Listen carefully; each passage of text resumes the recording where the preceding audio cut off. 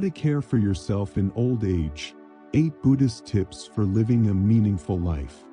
What if getting older isn't the beginning of the end, but the start of something deeper? Have you ever looked in the mirror, noticing the fine lines that weren't there before, and thought to yourself, when did this happen? Not just to your face, but to your spirit? The truth is, aging often arrives like a quiet visitor. Not dramatic, not sudden, but persistent. Your body doesn't recover the way it used to. Your mornings feel slower. And somewhere in the busyness of life, a question starts to whisper. Is this all there is left? But here's what most of us were never taught.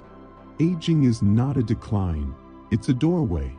A sacred chance to return to yourself. To slow down, not in defeat, but in awareness. To live not with urgency, but with intention. I once saw a man in his 80s laughing like a boy, tossing a frisbee with his grandson in the park. That moment cracked something open in me. He wasn't chasing youth. He was embodying presence. And I thought, what if aging could be like that? In this video, we're going to explore 8 powerful ways, inspired by timeless Buddhist wisdom, that will not only help you age gracefully, but live deeply. These aren't complicated teachings. They're gentle, practical, and rooted in the belief that your later years can be your most meaningful. Stay with me, because by the end of this, you may just see aging not as a curse, but as a calling. Number 1. Walk your way to strength, the sacred journey of every step. What if healing didn't start in a hospital or on a therapist's couch, but with a single step? It wasn't long ago that I found myself sitting at home, feeling heavy, not just in body, but in spirit. My energy was low, my mind cluttered, and everything felt like too much. You know that feeling? When even getting up to stretch seems like a chore? But one morning, I laced up my shoes, more out of frustration than motivation, and stepped outside. No goal, no destination, just a walk. At first, it felt pointless. My joints ached. My breath was short, but I kept going, slowly, step by step. And something shifted. The rhythm of my feet on the pavement, the cool air brushing against my skin, the sound of leaves rustling in the wind, it all started to quiet my mind. Each step peeled away a layer of stress. Each breath brought me back to now. That walk became more than movement. It became meditation. In Buddhism, walking is not just about getting somewhere. It's a sacred practice, a way of waking up to life, one mindful step at a time. The Buddha himself walked thousands of miles to share his teachings. But he wasn't rushing. He was arriving with every footstep into presence, into clarity, into peace. And that's what I began to feel. There's an elderly woman I met once at a Buddhist retreat. Her knees were weak and she walked with a cane. But every morning she would circle the garden slowly, quietly, like it was a ritual. When I asked her why, she smiled and said, "When I walk, I feel whole. My mind stops racing. My heart becomes light. It's the only time I feel truly free." Her words have stayed with me ever since. Walking, when done with intention, becomes a form of prayer. A moving meditation. A way to connect with your body, not as something broken or aging, but as a faithful companion still willing to carry you forward. You don't have to walk far. You don't have to be fast. Even 10 minutes around the block, fully present, can shift your entire mood. Your walk is not about burning calories. It's about burning through mental fog. It's about returning to yourself. So let me ask you this. How are you walking through life? Are you rushing through it, or feeling each step? Because the way we walk mirrors the way we live. Let each step be a reminder. You are here. You are alive. You are moving forward. And that is strength.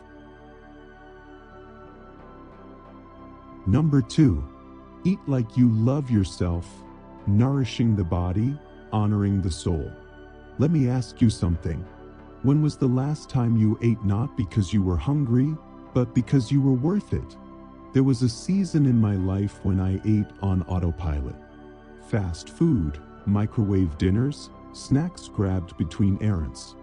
I wasn't eating, I was fueling a machine. A tired, overworked machine that I barely respected.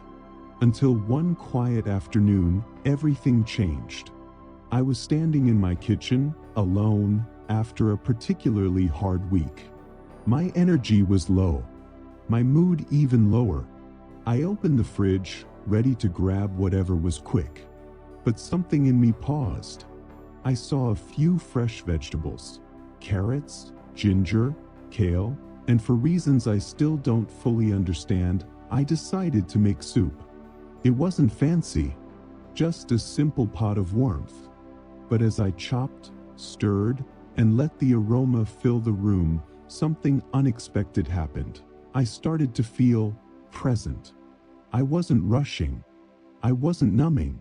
I was caring for myself. That bowl of soup became a symbol, not of health, but of love.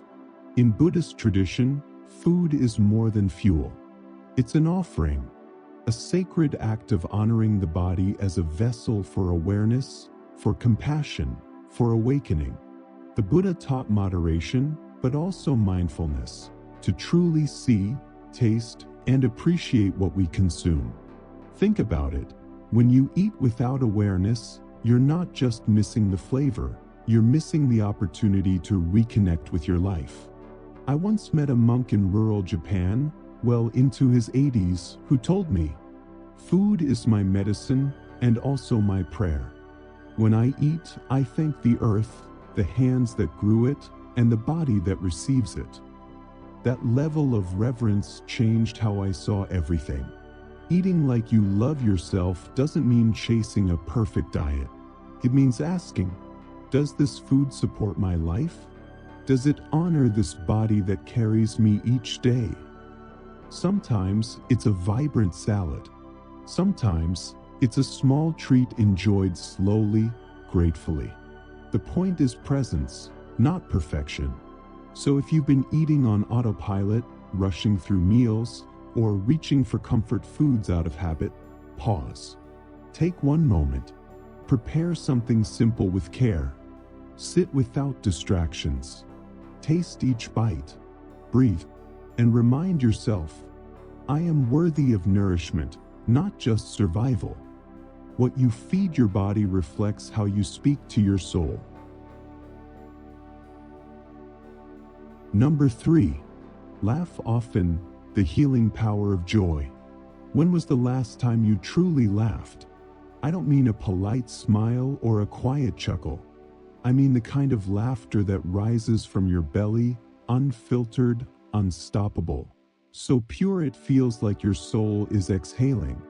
I hadn't laughed like that in a long time. One evening, I was sitting with my old friend Betty. We've weathered many storms together, loss, illness, heartbreak. But that night, we were simply watching an old slapstick comedy.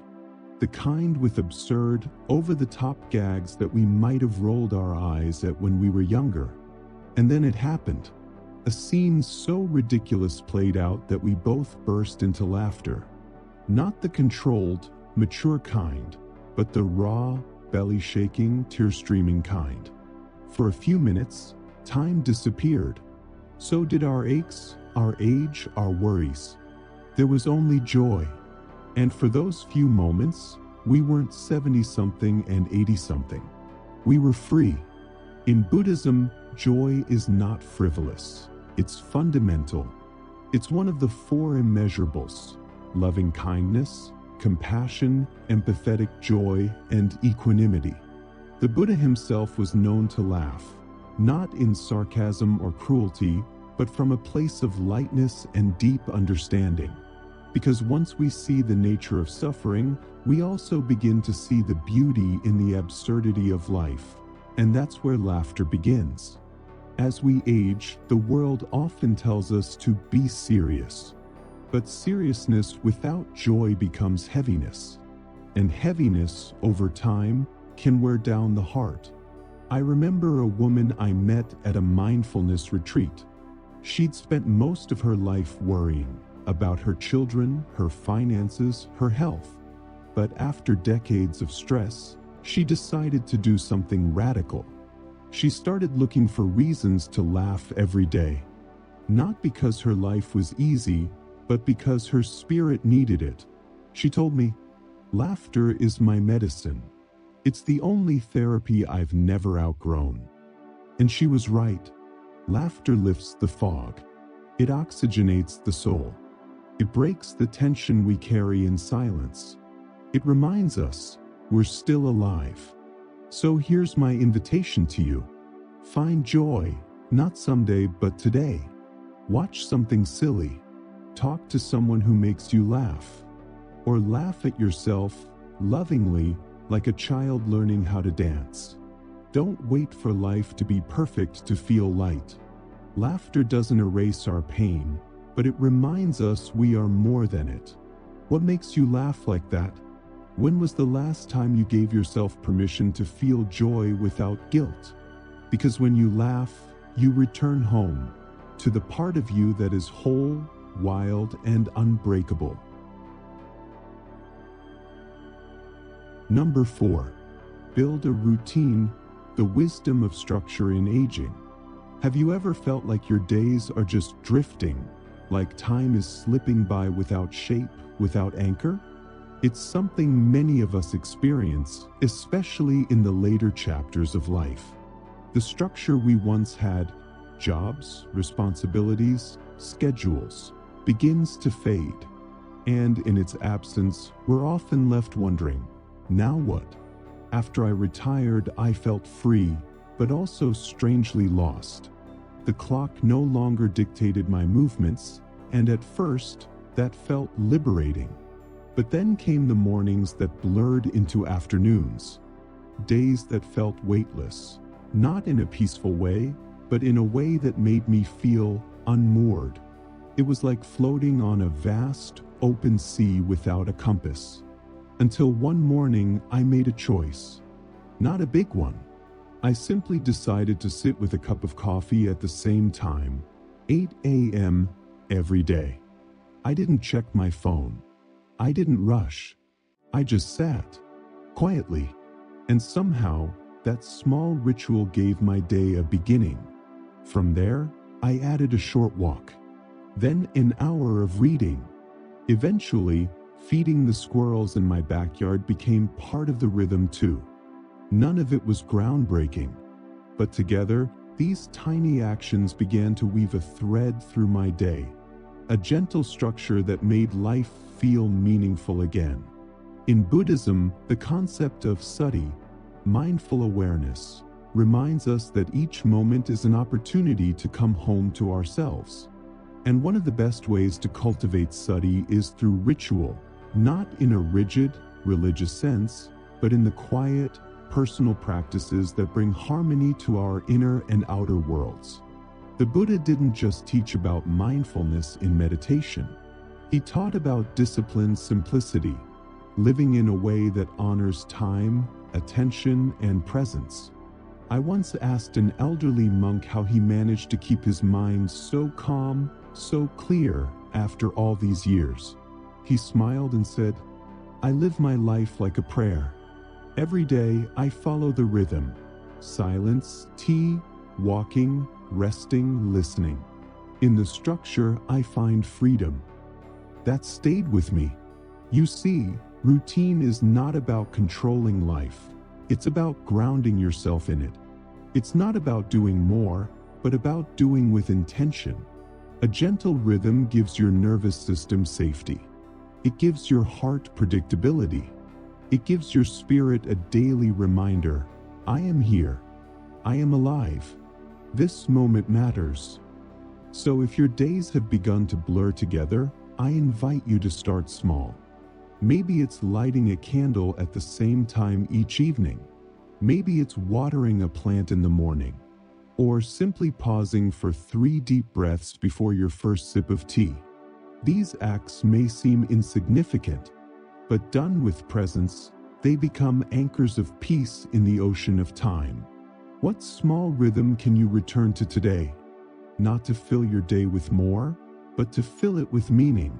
Because in the quiet repetition of mindful acts, we discover something profound. That peace isn't found in the extraordinary, it's found in the ordinary, done with care. Number 5. Talk to someone, the Buddhist practice of connection.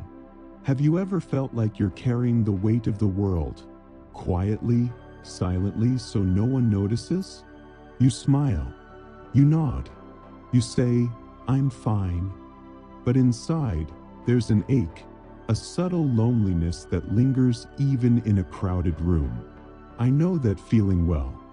For years, I believed that strength meant self-reliance, that the more I could carry on my own, the more admirable I was. I didn't want to burden anyone. I told myself, everyone has their own struggles. Why add mine to the mix? So I stayed quiet.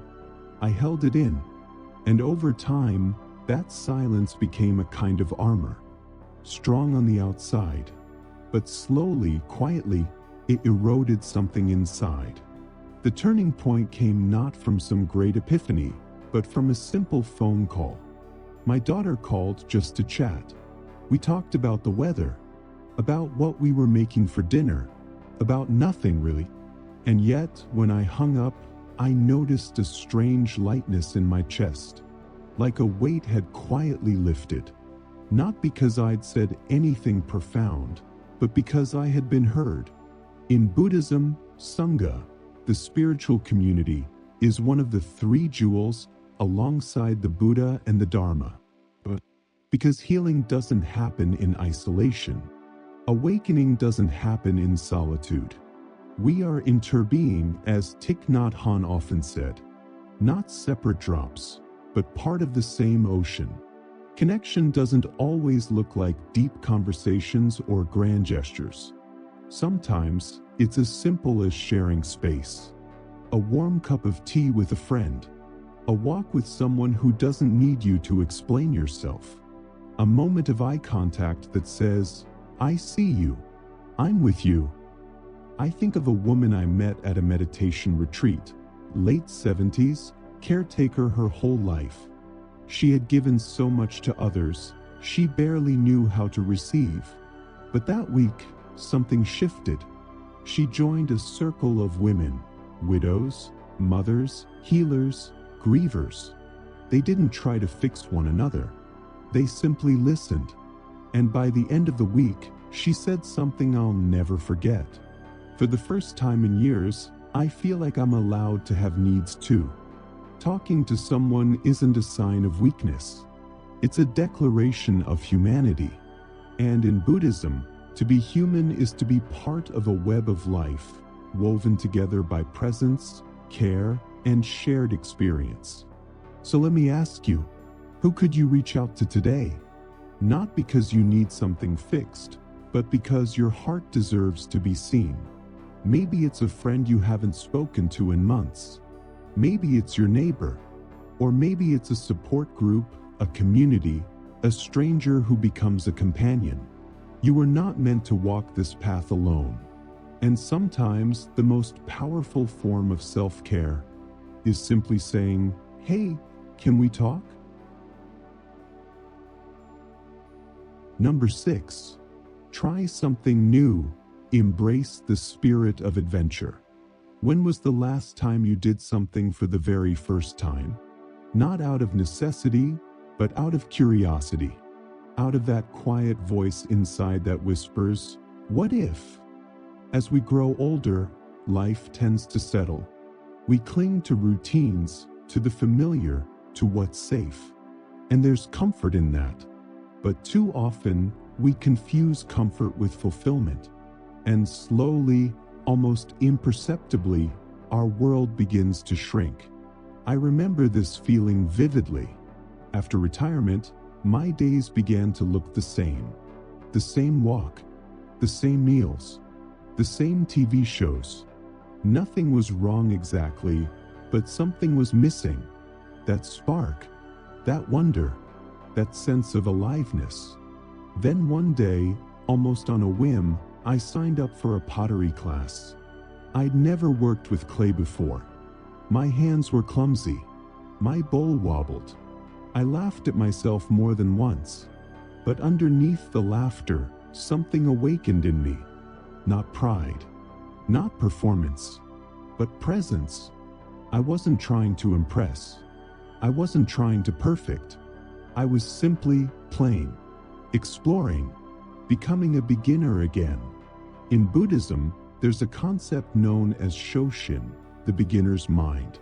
It's the idea that the wisest among us remain open, curious, and willing to see the world with fresh eyes. Because wisdom isn't about knowing everything. It's about knowing that there's always more to discover, always more to feel, always more to live. One of my dearest friends, a woman in her 70s, decided to take up painting after losing her husband. She told me, "I didn't know how to be alone, so I learned how to create." Her paintings aren't in galleries. They're in her kitchen, her bedroom, her heart. They're not art for others. They're offerings to her own healing. Trying something new isn't about chasing novelty. It's about breaking the pattern of numbness. It's about reminding yourself that you are still growing, still evolving, still capable of surprise. And here's the truth.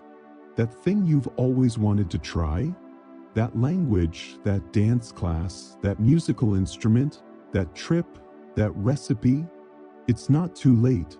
You are not too late. So I ask you now, what's one thing you've always wanted to try, but told yourself it wasn't the right time? The right time is now. Not when you're ready. Not when you're confident. Now, precisely because you don't know what will happen. Because life begins at the edge of your comfort zone. And just like that first bowl I made, lopsided and imperfect, this new thing might not look beautiful to others. But if it lights you up inside, if it makes you feel alive again, then it's perfect in every way that matters. Number 7. Sleep like a champ, the power of restorative rest. How often do you collapse into bed, exhausted, wired, and unable to rest? You lie there with your eyes closed, but your mind keeps racing, chasing regrets from the past, anxieties about tomorrow, or simply cycling through unfinished thoughts. I've been there. Night after night, I would toss and turn, hoping sleep would eventually find me. But it didn't. I wasn't just tired, I was restless. My body craved stillness, but my spirit couldn't settle. Then, something shifted. Not because of medication or expensive routines, but because I began treating sleep not as the end of my day, but as a sacred return. A return to myself, to peace, to surrender. It started with a choice. No more screens an hour before bed. Instead, I lit a candle. I brewed a cup of chamomile tea. I opened an old book, not to finish it, but to feel it. I sat in silence, not trying to force calm, but letting it come to me slowly, like dusk melting into night. And that evening, for the first time in months, I didn't fall asleep. I softened into it. In Buddhism, rest is not separate from practice. It is part of the path. The Buddha taught that a restless mind cannot awaken, that even monks, in their discipline, must honor the rhythms of the body and the stillness of the heart. I remember a monk in northern Thailand who once told me, "Sleep as if you're preparing for meditation. Let your last thoughts be peaceful. That's how you carry stillness into your dreams." And truly, What a beautiful way to meet the night. Sleep isn't laziness. It's healing. It's the body's way of saying, "You've done enough today. Now let me take over." But in our modern world, we often resist it. We push, we scroll, we numb, and in doing so, we disconnect from the simple truth that rest is holy, not a luxury, but a birthright. So if sleep has become elusive for you, try creating a ritual. Not rigid, not elaborate, just meaningful. Light a soft lamp. Write down 3 things you're grateful for. Speak a kind word to your body. And most importantly, forgive yourself for whatever didn't get done. Ask yourself tonight, how can I let go, gently, completely, so that sleep becomes a gift, not a fight? Because every time you rest, you return to the deepest part of you. The still, sacred center that doesn't need fixing, only remembering. Number 8. Celebrate you, honor your journey. When was the last time you looked at yourself, not in judgment, but in awe? Not for what you've done today, but for the road you've walked to get here? In the rush of daily life, we often forget this simple truth. You are a walking miracle. You've carried heartbreak and kept going. You've been knocked down and got back up again and again. You've loved, you've lost, you've learned, and through it all, you're still here. But we rarely pause to honor that. We wait for birthdays, retirement parties, or someone else's approval before we allow ourselves to feel proud. And yet, one of the most powerful forms of self-love is this: to celebrate yourself, not someday but now. Not loudly but reverently. I remember a week when everything felt heavy. The kind of week where even small tasks felt like mountains. But Friday evening came, and I did something I hadn't done in years. I bought a slice of my favorite pie, not to reward productivity, not because I deserved it by society's standards, but because I had made it through, because I had shown up, because I was still standing. That small act was a turning point. It reminded me that celebration isn't about ego, it's about gratitude. And in Buddhist practice, there's a word for this: mudita, sympathetic joy. It means rejoicing not only in others' happiness, but in your own growth, your own resilience, your own quiet victories. I met a woman once at a meditation retreat who had spent decades caring for others. Her children, her husband, her aging parents. When asked how she cared for herself, she fell silent. Then she whispered, "I don't know if I ever have." But during that retreat, she began doing one small thing each evening, lighting a candle and saying thank you to herself for surviving, for loving, for not giving up. It was simple, private, sacred, and she told me it changed everything. Celebrating yourself isn't about being proud, it's about being whole. It's about honoring your life as the masterpiece it truly is, brushstroke by imperfect brushstroke. So today, I invite you, celebrate the ordinary miracles. The days you didn't quit, the mornings you got out of bed even when it was hard, the kindness you offered when you were tired, the times you listened instead of speaking, the courage it took just to feel. You don't need a party, you need presence. A walk in nature, a smile in the mirror, a whispered thank you before you sleep. Because you, my friend, are not just growing older, you are growing deeper, and that deserves to be celebrated. Conclusion: a new chapter begins.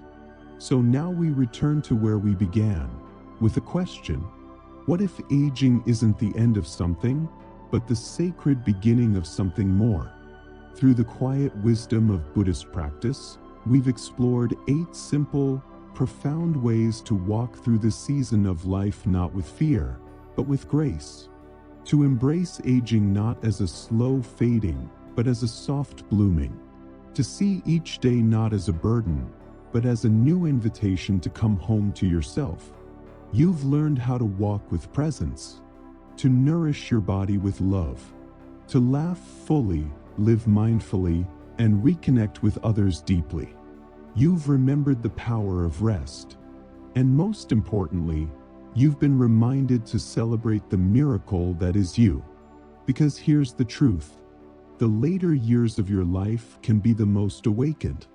Not because you've done it all, but because now you're finally ready to be with it all, fully, wisely, and with heart. So what now? You don't need to change everything. Just one small thing. Maybe it's going for a mindful walk this evening. Maybe it's preparing your next meal with care. Maybe it's calling someone you've been thinking about. Or maybe it's simply sitting in stillness and whispering, "I am enough." This is your new beginning, a quieter kind of strength, a deeper kind of joy, a more spacious kind of living. And I would love to hear what resonated with you. What practice touched your heart? What moment in this video reminded you of something you'd forgotten within yourself? Leave a comment below. Let's keep this conversation going. Let's grow together. And if you found peace, clarity, or inspiration in these words, please consider subscribing to join us on this mindful path. We'll continue to explore how Buddhist wisdom can illuminate your daily life, no matter your age, your story, or where you're starting from. Thank you for being here. Thank you for being you. And remember, this isn't the end. This is the unfolding. I'll see you in the next one.